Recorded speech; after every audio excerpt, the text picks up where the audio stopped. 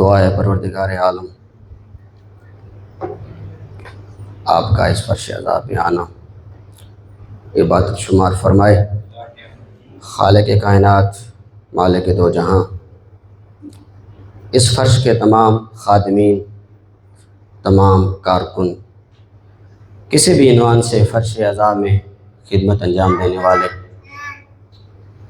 نظر و نیاز کا بندوبست کرنے والے، عزاداری میں حصہ لینے والے، اور خود آپ لوگوں کا ذکر اہل بیت سننا، آپ بھی فرش عزا کا حصہ ہیں، تو خداوند منان سے دعا ہے پروردگار ان تمام خادمین کی، شیعان اہل بیت کی نصرت و حفاظت فرمائے۔ اور بالخصوص یہ دعا ہے ان لوگوں کے لیے بھی جنہوں نے ہمارے ذمہ دعائیں لگائیں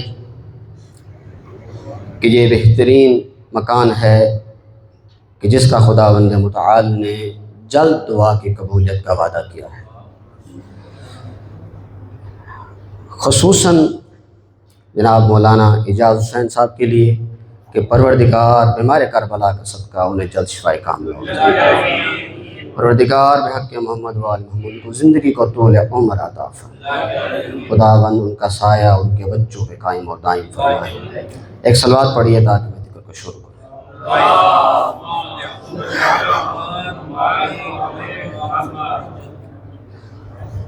میں کچھ دیر آپ کے سامنے رہوں گا، گفتگو کو زیادہ لمبا نہیں کرنا۔ ایام عزا ہیں، عزاداری کا موسم ہے،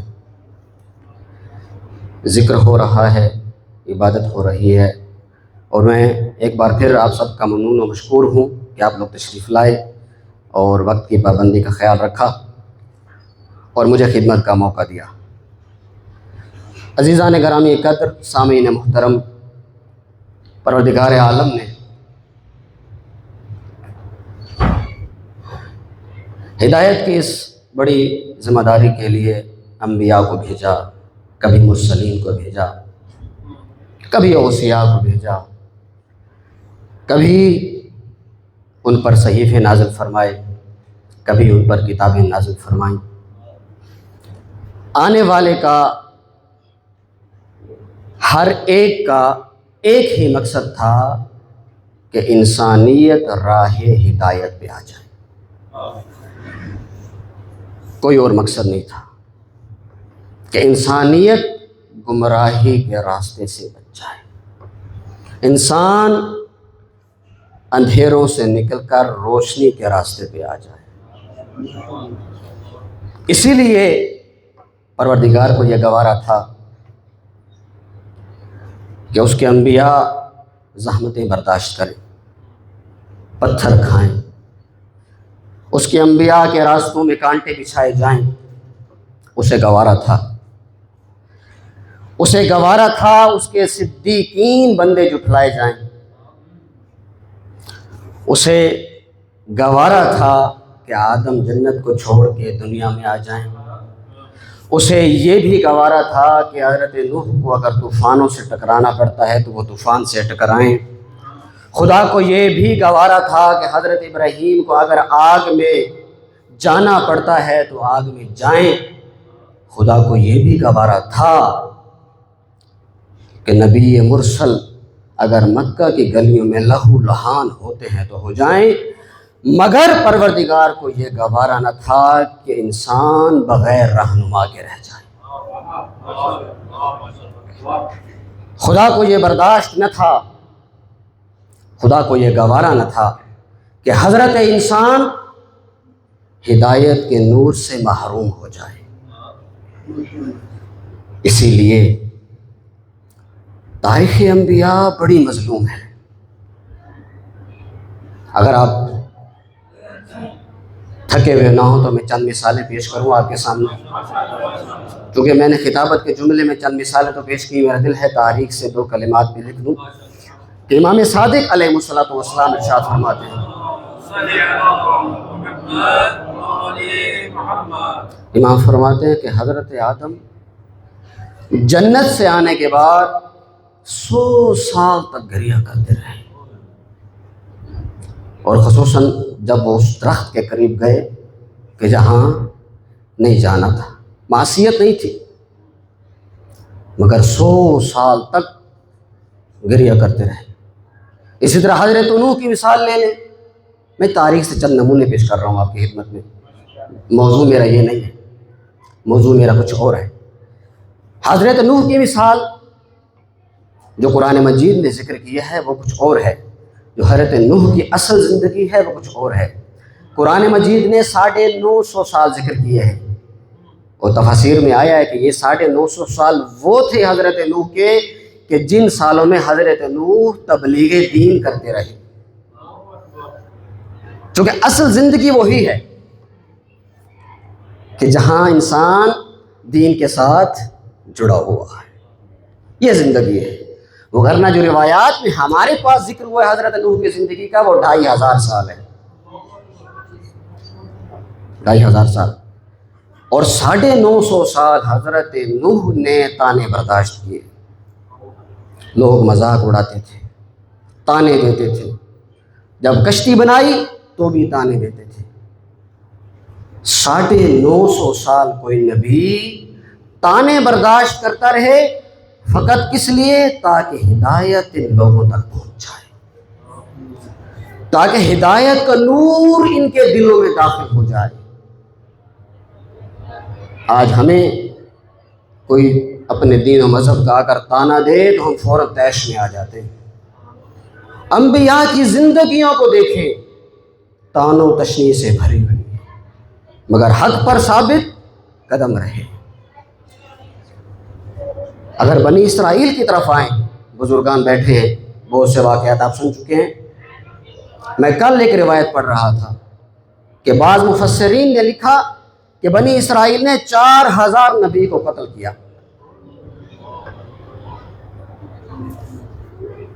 ذبح۔ اور ایک اور روایت امام صادق علیہ السلام ارشاد فرماتے ہیں،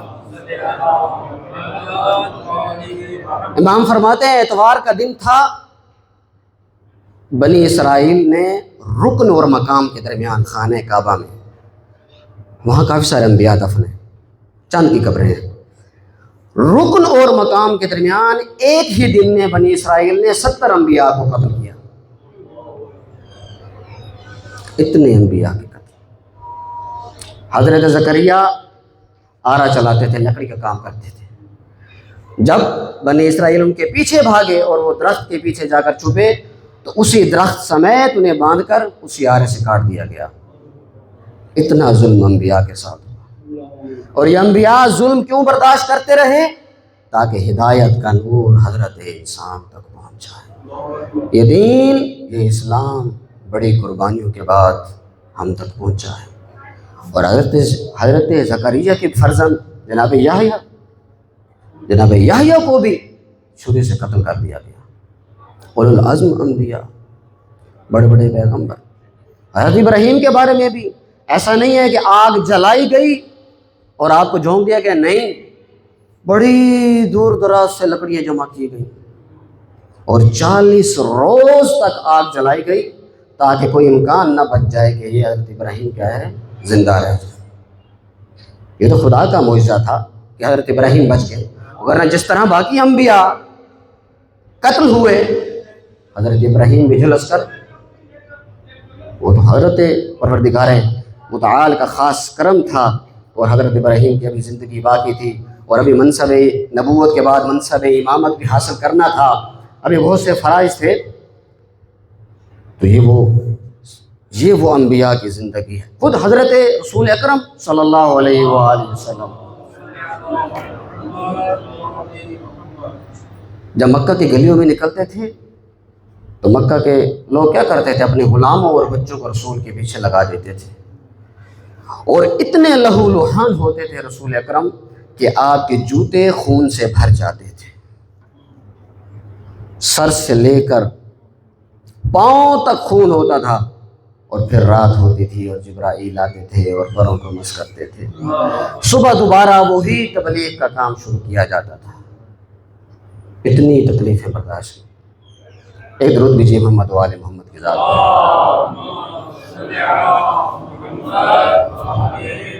انبیاء زحمتیں برداشت کریں، خدا کو گوارا ہے۔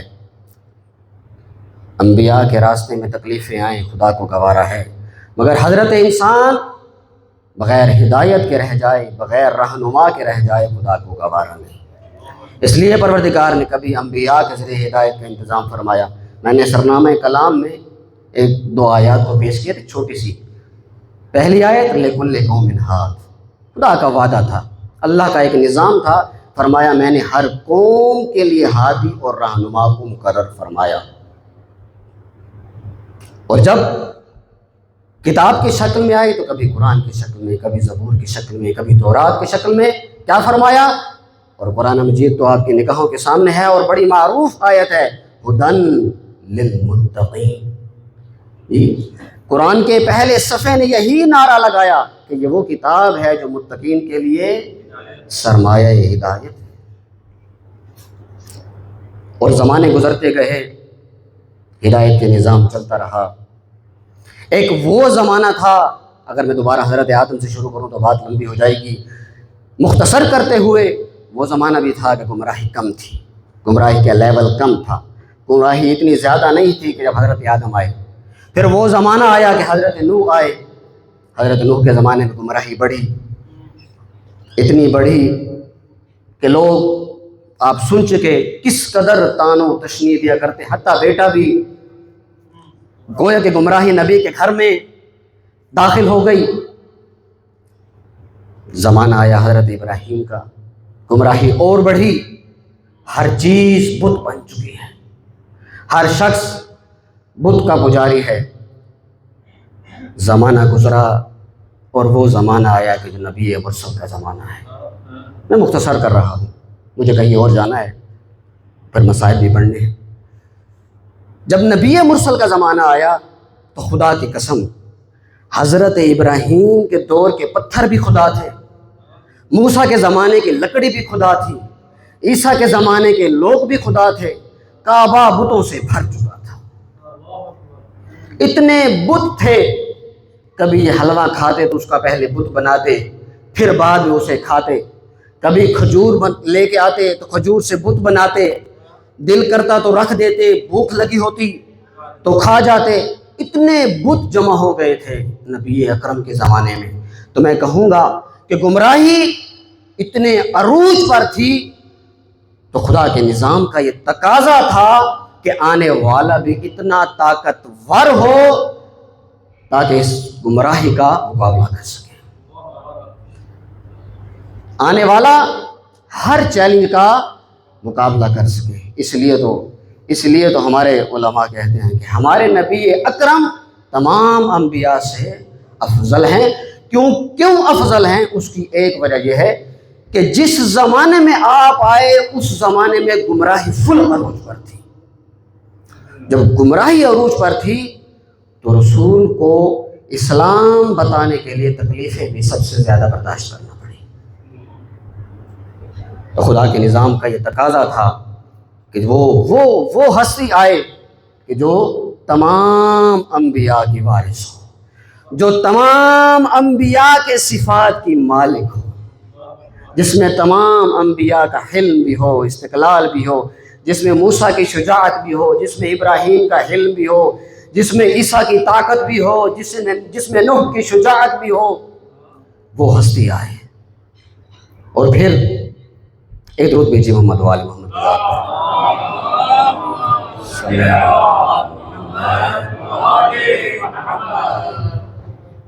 23 سال کے اس عرصے میں رسول گرامی قدر نے پیغام پہنچایا، لیکن حضرت انسان میں کامل ترین ہستی 23 سال تبلیغ دین کرتے رہے۔ میں یہاں 2 سوال آپ سے کروں گا۔ کیا 23 سال کے بعد اسلام مکمل پھیل چکا تھا؟ کیا کفر و شرک ختم ہو گیا تھا؟ کیا نفاق ختم ہوا تھا؟ کیا منافقت کی وہ چنگاریاں جو لوگوں کے دلوں میں بھڑک رہی تھیں وہ بجھ گئی تھیں؟ بلکہ اس کے برعکس رسول کی وفات کے بعد وہ منافقت کی جو چنگاریاں دلوں میں موجود تھیں وہ ابھرنا شروع ہوئی۔ اور اگر ایسا نہیں ہے کہ ہر برائی موجود تھی، نفاق بھی موجود تھا، شرک بھی موجود تھا، معاشرہ ابھی پاک و پاکیزہ نہیں ہوا تھا، تو اس کا معنی یہ ہے کہ اللہ کا وہ نظام ابھی تک موجود تھا، خدا کو وہ نظام ہدایت ابھی تک موجود تھا۔ اور اگر یہ اعتراض کرے کوئی کہ نبی اکرم کے بعد اب نظام ہدایت ختم ہو گیا، اب نظام ہدایت کے لیے کوئی نہیں ہے، وہ آخری نبی تھے، آئے اور چلے گئے، خدا کا وعدہ یہیں تک تھا، وہ جو آیت تھی وَلِكُلِّ قَوْمٍ ہاد، کہ ہم نے ہر قوم کے لیے ہادی اور رہنما کو بھیجا، وہ یہیں تک تھا۔ اگر کوئی اعتراض کرے تو اس کا مطلب یہ ہے کہ وہ خدا کے نظام پہ اعتراض کر رہا ہے۔ تو اس کا معنی یہ ہے العیاذ باللہ، اگر کہا جائے کہ یہ نظام ختم ہو گیا تھا اور اس نظام کو چلانے والا، اس نظام کی آگے حفاظت کرنے والا کوئی نہیں تھا، تو اس کا مطلب یہ ہے کہ خدا یہ چاہتا تھا کہ اب رسول کے بعد رسول کی امت اگر جہنم میں جاتی ہے تو جائے، لیکن نہیں، یہ نہیں ہو سکتا۔ تو اس کا مطلب یہ ہے کہ جیسے تھوڑی دیر پہلے میں نے کہا کہ رسول اکرم کے زمانے میں گمراہی عروج پر تھی، تو جب خود نبی وہ صفات لے کے آتا ہے کہ جو تمام انبیاء کی صفات ہیں، تو مجھے کہنے دیجئے کہ نبی کا وسیع جو آئے گا، وہ جو دین کا حفاظت کرنے والا آئے گا، وہ بھی انہی صفات کا حامل ہوگا جو نبی صفات کا حامل ہوگا،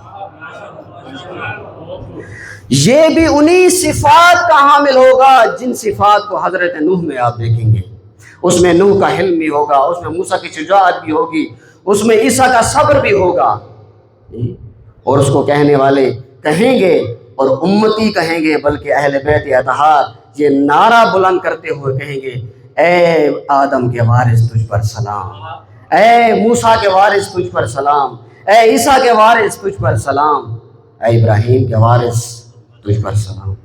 اسی لیے میں نے مولا علی کے فضائل نہیں پڑھنے، مولا علی علیہ السلام کے ذات گرامی قدر کے بارے میں جب رسول گرامی قدر یہ ارشاد فرمایا کرتے تھے تو ان میں ایک حدیث یہ بھی تھی، فرمایا تھا کہ اگر یعقوب کا صبر دیکھنا ہے تو علی کو دیکھو، فرمایا تھا کہ اگر موسیٰ کی شجاعت کو دیکھنی ہے تو علی کو دیکھو، عیسیٰ کا حلم دیکھنا ہے تو علی کو دیکھو، یوسف کا حسن و جمال دیکھنا ہے تو فرمایا علی کو دیکھو۔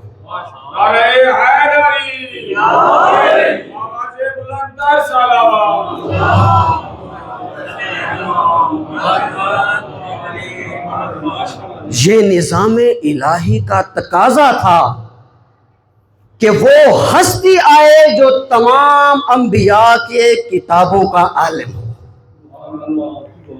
جو زبور کا بھی عالم ہو، جو انجیل کا بھی عالم ہو، جو تورات کا بھی عالم ہو۔ اس لیے تو مولا علی نے فرمایا تھا، آپ کو یاد ہے نا، میں نے اس طرف نہیں جانا مگر آگے جانا ہے، مجھے کہیں اور جانا ہے، ایک صلوات پڑھی محمد و آل محمد کی ذات پر۔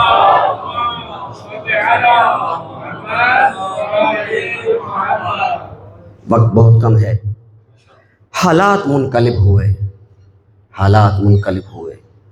اور حالات وہ آئے کہ نہ محراب محفوظ ہے نہ منبر محفوظ ہے، حالات وہ ہوئے کہ شرابی رسول کے منبر پر قابض ہو گئے۔ اسلام کی تاریخ کا بدترین دور،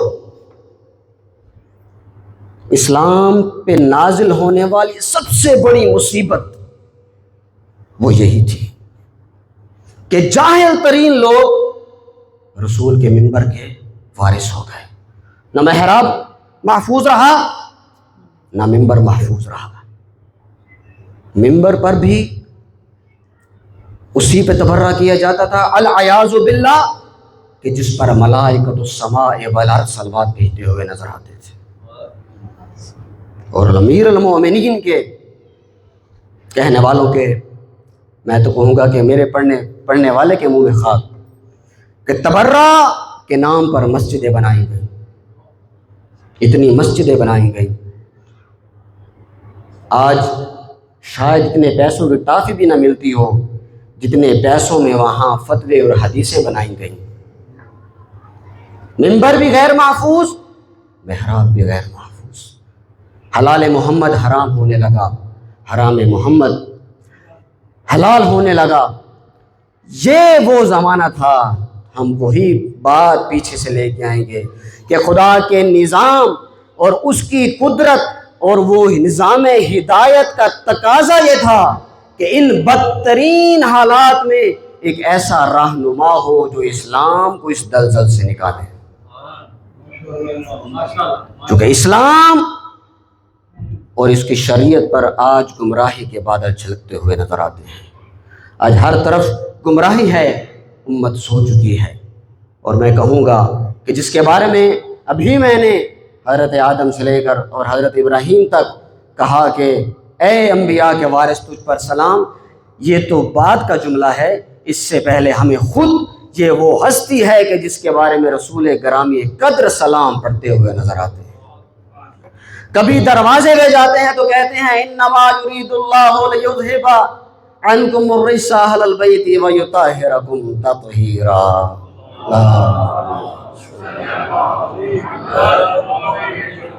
آپ چند فضائل کا سن چکے سید جان کی زبان سے کہ کبھی منبر پر تشریف فرمائے ہیں رسول گرامی قدر، عام خطیب نہیں ہے، کوئی ایسا پڑھنے والا نہیں ہے کہ امام حسین آتے ہیں اور گرنے لگتے ہیں، رسول خطبہ چھوڑ دیتے ہیں، منبر چھوڑ دیتے ہیں، آتے ہیں حسین کو اٹھاتے ہیں۔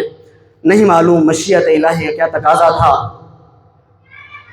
آتے ہیں منبر پہ رسول حسین کو بٹھاتے ہیں۔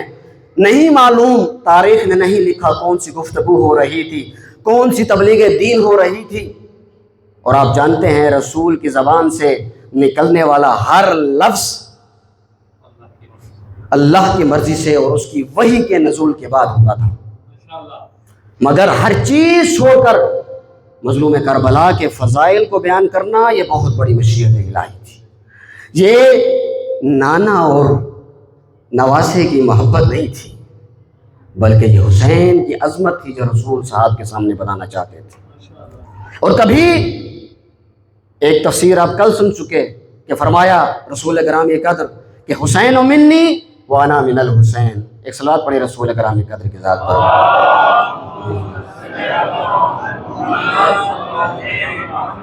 نعرہ تکبیر، اللہ اکبر، نعرہ رسالت، یا رسول اللہ، نعرہ حیدری، یا حسینیت زندہ باد، حسینیت زندہ باد، یزیدیت مردہ باد، یزیدیت مردہ باد، مولا امام حسین کے قاتلوں پر لعنت بے شمار، آواز بلند صلی اللہ صلی علی محمد وعلی محمد۔ سلامت رہیں، خدا آپ کی ہمتوں کو سلامت رکھے۔ فرمایا حسین منی وانا من الحسین، فرمایا حسین مجھ سے ہیں، میں حسین سے ہوں۔ پہلے جملے کی تو بڑی آسانی سے سب کو سمجھ آئی، سب یہی سمجھتے تھے، سب کو معلوم تھا کہ یہ نواسہ رسول ہیں، حسین منی۔ اس لیے فرماتے تھے حسین میرے جگر کا ٹکڑا ہے، حسین میرا خون ہے، حسین میرا گوشت ہے، جو حسین سے محبت کرتا ہے وہ مجھ سے محبت کرتا ہے۔ یہ رشتہ تو سب کو پتہ تھا، مگر ایک وہ رشتہ تھا کہ جس کے بارے میں اگلے جملے میں ارشاد فرمایا وَأَنَا مِنَ الْحُسَيْن۔ ایک تفسیر تو علماء نے یہ لکھی کہ جس کی تفسیر میں یہی لکھا گیا کہ پہلا جملہ اسلام کی ابتدا کو بیان کر رہا تھا اور دوسرا جملہ اسلام کے انجام کو بیان کر رہا تھا۔ اگر میں سادہ الفاظ میں یوں کہوں، میں بہت بڑا خطیب نہیں ہوں، نہ ہی مجھے نکتے لگانا آتے ہیں، سادہ الفاظ میں کہنا یہ چاہتے تھے کہ یہ میرا وہ حسین ہے کہ جو کربلا کی تفسیر ہے۔ گویا کہ انا من الحسین یہ جملہ وہ ہے کہ جس کی تفسیر کربلا نے بیان کی، اور حضرت علی اکبر جیسا بیٹا عطا کر کے فرمایا کہ کبھی حسین کو دیکھنا ہو کہ مجھ سے ہے تو حسین کے دیکھو، اور اگر مجھے حسین سے دیکھنا ہو تو علی اکبر کو دیکھو، کہ وہ تصویر تھے جی، منطق میں بھی، قول میں بھی، سیرت میں بھی، لہجے میں بھی ہو بہو مصطفیٰ نظر آتے تھے۔ ایک یہ تفسیر علماء نے بیان کی ہے کہ انا من الحسین، کہ اللہ نے حضرت علی اکبر کی شکل میں ہم شکل پیغمبر مظلوم کربلا کو عطا فرمایا۔ ایک درود بھیجیے محمد و آل محمد کی ذات پر۔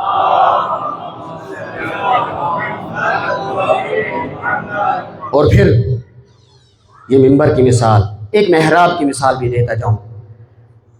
اصحاب سجدے میں ہیں، مسجد نبوی ہے، رسول گرامی قدر سجدے میں ہیں، مظلوم کربلا آتے ہیں اور پشت پہ سوار ہو جاتے ہیں۔ سجدے کو اتنا طول دیا، بعض روایات میں ہے کہ چند اصحاب پیچھے سے اٹھے کہ کیا کوئی وحی نازل تو نہیں ہوگی دوران سجدہ رسول پر۔ بعض نے دیکھا کہ مظلوم کربلا گردن پر اور پشت رسول پر سوار ہیں۔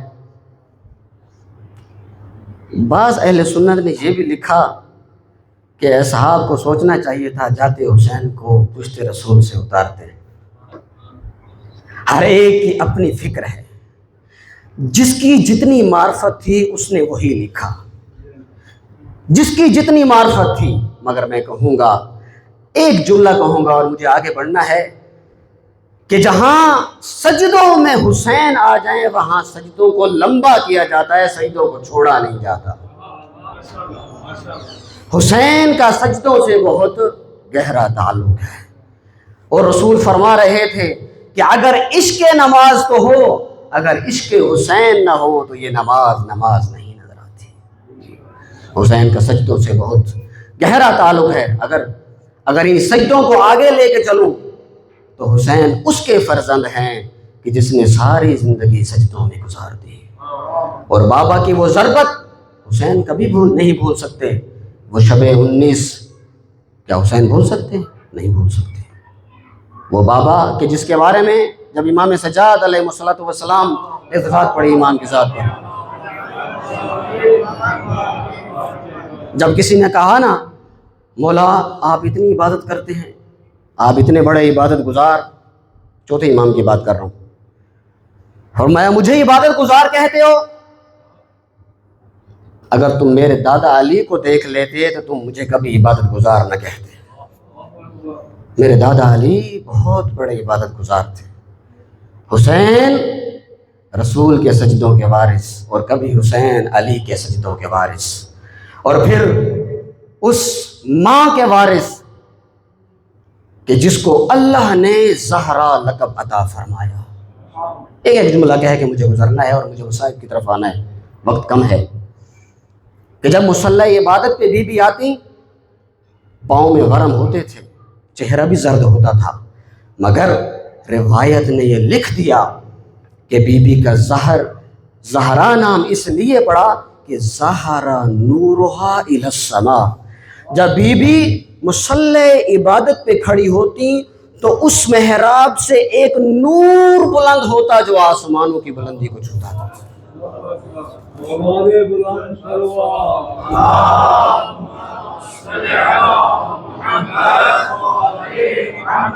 جی، اس ماں کے وارث ہیں حسین، اور اس بھائی کے وارث ہیں حسین کہ جس نے ساری زندگی سجدوں میں گزاری۔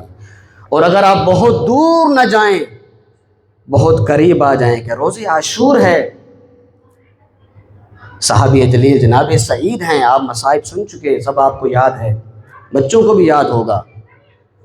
مولا نماز کا وقت ہے، اے سعید خدا تجھے نمازیوں میں سے شمار فرمائے کہ تو نے حسین کو نماز یاد دلائی، اور رہتی دنیا تک حسین کے گرم ریت پہ سجدے کو دنیا یاد رکھے گی۔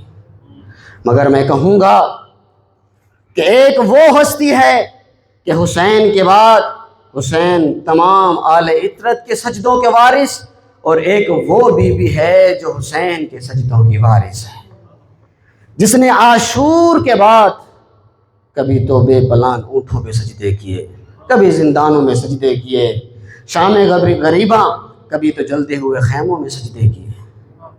اللہ اکبر۔ یہ بہن بھائی بڑی محبت کرتے ہیں ایک دوسرے سے۔ مظلوم کربلا اور جناب زینب کی محبت پر علماء پوری مجلس پڑھتے ہیں، اور بعض کا 5 مجالس جناب مظلوم کربلا اور بی بی زینب کی محبت پر پڑھتے ہیں۔ اگر اجازت ہو تو ایک واقعہ بیان کرتا ہوں ہم دونوں کی محبت کا۔ ایک درود بھیجیے محمد و آل محمد کی ذات پر۔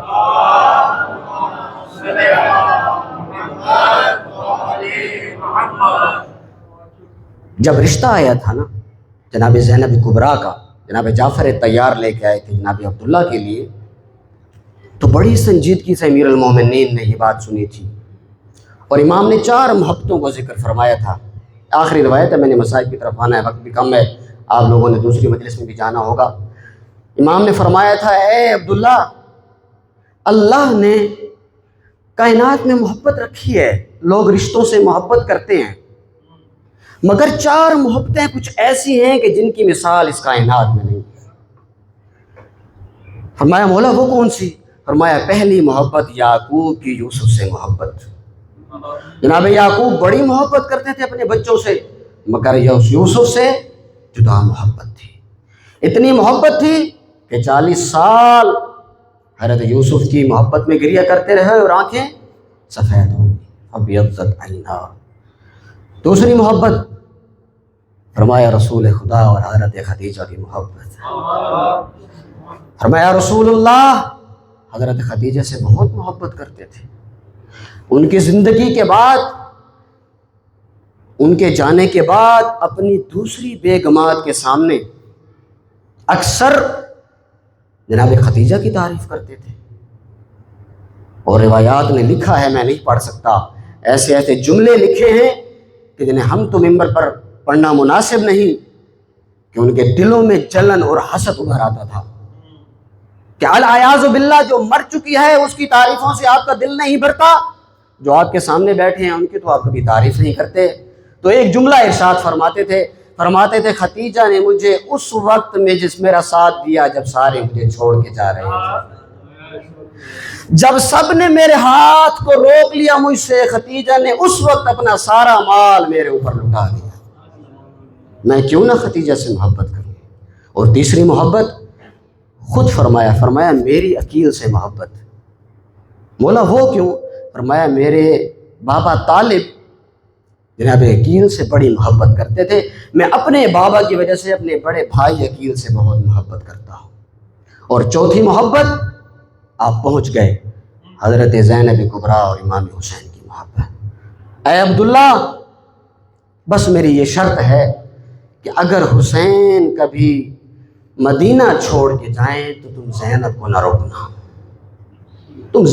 روکنا، زینب کو ساتھ کر دینا۔ اللہ نے ان دونوں کی روحوں کو جوڑ دیا ہے، خدا نے ان دونوں میں ایسی محبت رکھی ہے، اگر یہ دونوں ایک دوسرے سے جدا ہو گئے تو یہ مر جائیں۔ اجرکم علی اللہ۔ عزادارو،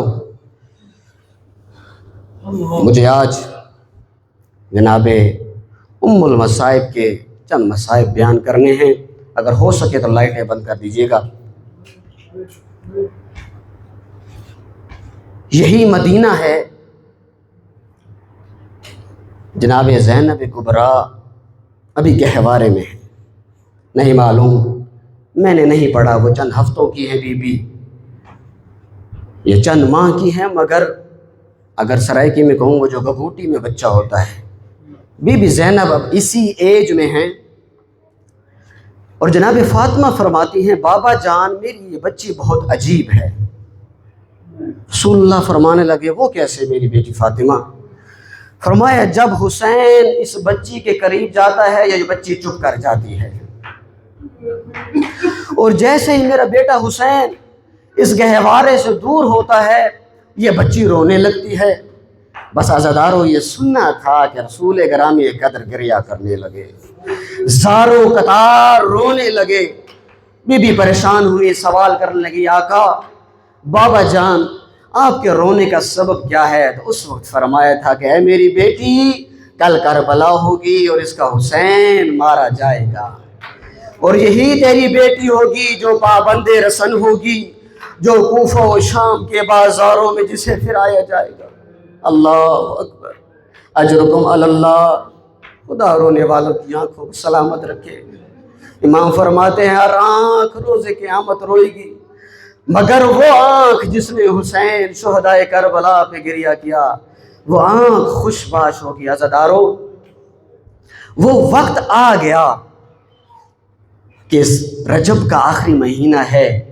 بی بی زینب کو جب خبر ملی نا کہ حسین کربلا کی تیاری کر چکے ہیں، آتی ہیں جناب عبداللہ کے بعد، میں مختصر کر رہا ہوں، آ کر سوال کیا، اے عبداللہ آپ کو یاد ہے نا بابا نے شرط رکھی تھی، آپ کو یاد ہے؟ جناب عبداللہ مریض تھے، دبے لبوں میں کہنا چاہتے تھے اگر بہتر ہوتا تو رک جاتی۔ فرمایا میں روکوں گا نہیں۔ کہا اے عبداللہ اگر آپ روکیں گے تو زینب رک جائے گی، مگر ایک بات بتا دوں اے عبداللہ، اگر حسین کربلا چلے گئے اور زینب مدینہ رہ گئی تو زینب مر جائے گی، زینب زندہ نہیں رہے گی۔ عزادارو، وہ وقت آ گیا، روز عاشور ہے۔ بس مجھے چند روایات بیان کرنی ہے بی بی کے مصائب کی، کہ ہر بی بی اپنے شہزادے کو تیار کر رہی ہے۔ جناب فروا قاسم کو تیار کر رہی ہیں، جناب رباب ہیں علی اصغر کو تیار کر رہی ہیں، اور ایک وہ ماں ہے جو اپنے 2 شہزادوں کے بالوں کو سنوار رہی ہے اور تیار کر رہی ہے، اور کہتی ہے اے میرے شیر جوانوں، آج کربلا کا میدان سجے گا، تم لڑنا باقی سپاہیوں کی طرح، شیر جوانوں کی طرح لڑنا، مگر میری ایک وصیت یاد رکھنا، اگر تم لڑتے لڑتے فرات پہ پہنچ جانا تو کبھی فرات سے پانی نہ پینا۔ میرے شہزادوں، فرات سے پانی نہ پینا کہ آج حسین کے بچے پیاسے ہیں۔ عزادارو 11 کا دن آیا، ایک بڑے بزرگ عالم دین کا میں جملہ سن رہا تھا، فرماتے ہیں جب بی بی میدان کربلا میں آئی نا تو فرماتے ہیں کہ بی بی نے دونوں ہاتھ مظلوم کربلا کے لاشے کے نیچے رکھے اور ایک جملہ آسمان کی طرف دیکھ کر فرمایا اللہم تقبل ھذا القربان، اے پروردگار میری اس قربانی کو اپنی قبول فرما، آل محمد کی اس قربانی کو قبول فرما۔ عزادارو، ایک جملہ اس کے بعد ارشاد فرمایا اے بھیا حسین، جب ماں سے ملی تھی تو ماں نے کہا تھا کہ جب کربلا جانا تو میری طرف سے ایک آخری بوسہ بھیا حسین کو دینا۔ مولا سجاد ارشاد فرماتے ہیں مولا کیا پھوپھی بوسہ دے سکی؟ تو فرمایا میرے بابا کے جسم پر ایک نگینے کے برابر بھی جگہ نہ تھی کہ جس پر میری پھوپھی بوسہ دے سکتی۔ تو مولا فرماتے ہیں پھر کیسے بوسہ دیا آقا؟ فرمایا میری پھوپھی نے اپنے بھیا حسین کی کٹی ہوئی رگوں پہ لبوں کو رکھا اور لبوں کو رکھتے ہوئے یہی فرمایا کہ اماں جان میں نے وصیت پہ عمل کر دیا۔ عزادارو، جب بی بی رخصت ہوئی تو اپنے بھائیوں اپنے بیٹوں پر گریہ نہیں کیا، اون و محمد کی لاشوں کو دور سے دیکھا، کہا اون و محمد میرے شیر جوانوں میرا آخری سلام۔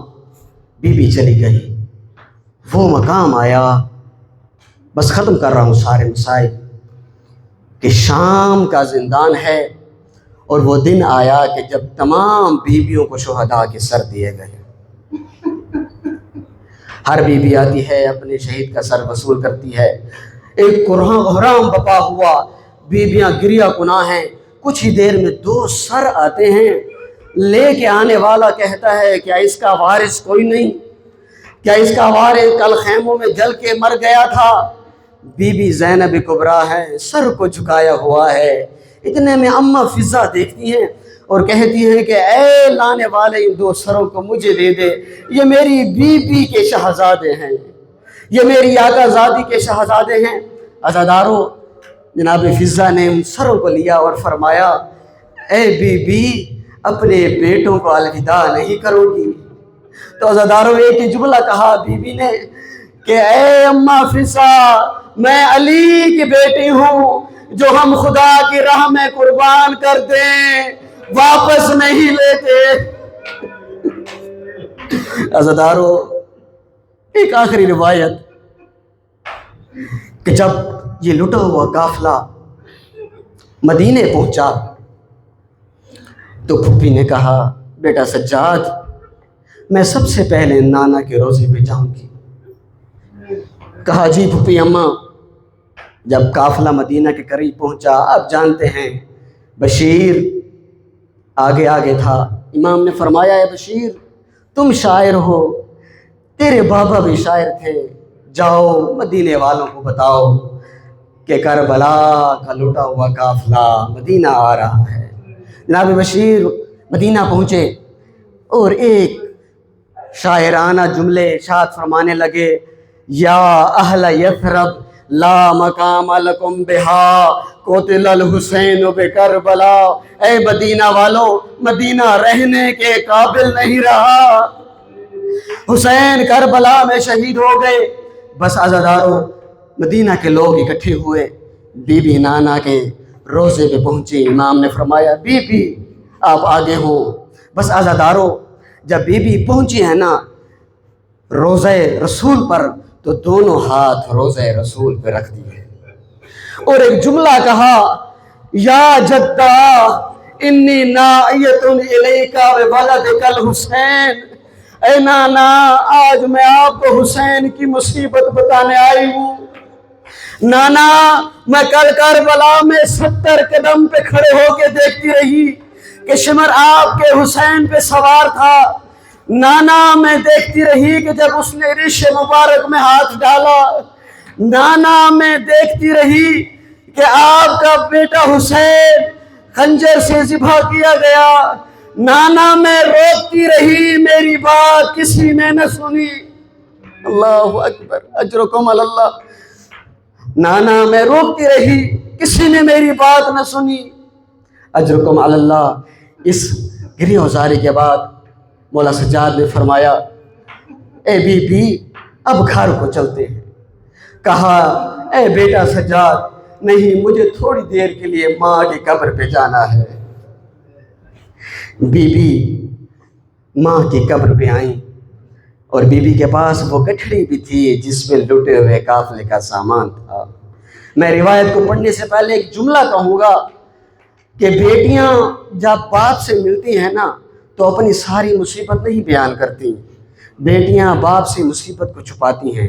اگر بیٹے سے بھی ملے نا یا شوہر سے بھی ملیں تو اپنی ساری مصیبت بیان نہیں کرتی، بیٹیوں کو شرم آتی ہے۔ لیکن ماں اور بیٹی کا کچھ ایسا رشتہ ہے کہ بیٹیاں کبھی اپنی ماں سے کچھ نہیں چھپاتی۔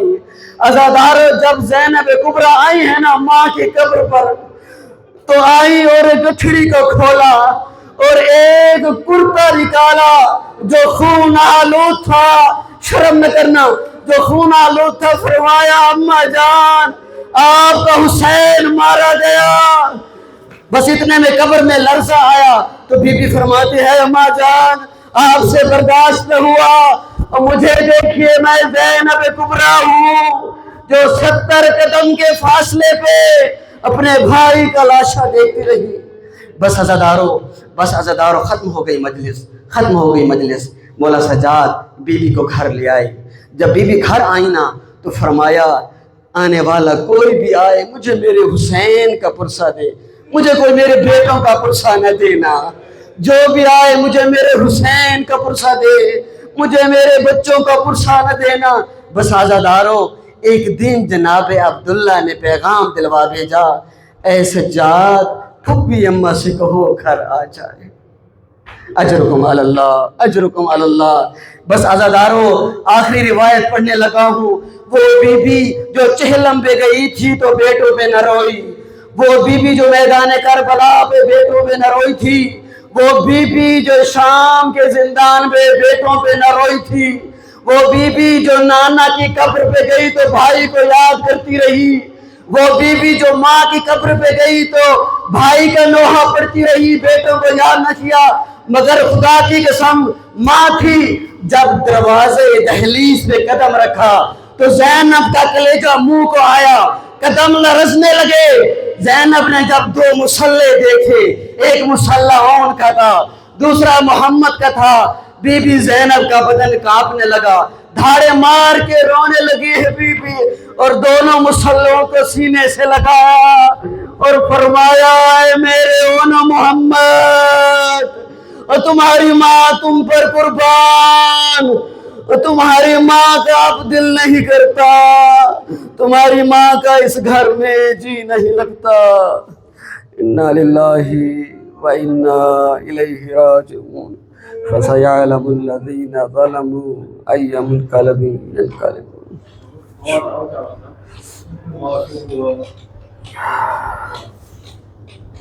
بیمارہ کی جو دعا کرائے دعا یاد کرائے دعا